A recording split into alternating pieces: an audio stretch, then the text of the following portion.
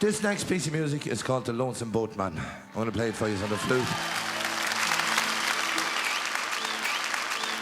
And I wrote a poem about it. I wrote the piece of music back in 1968.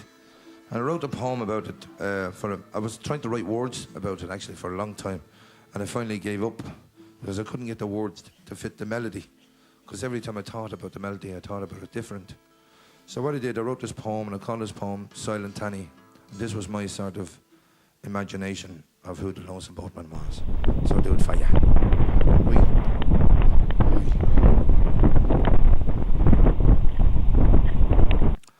I saw which nearly broke my heart.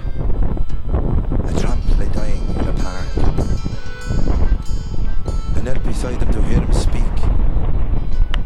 The words he spoke, they were oh so weak.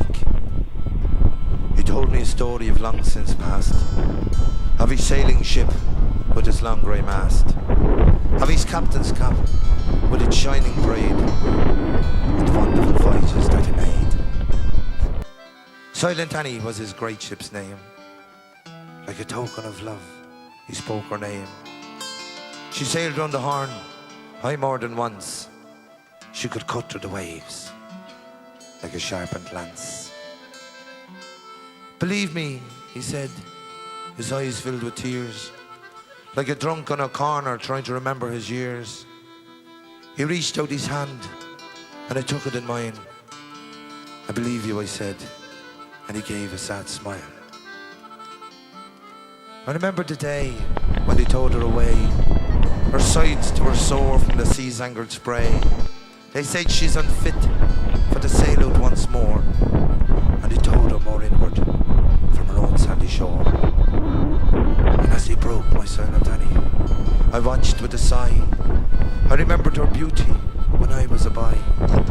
She was my one love, my life's only dream, when we sailed out together as captain and queen.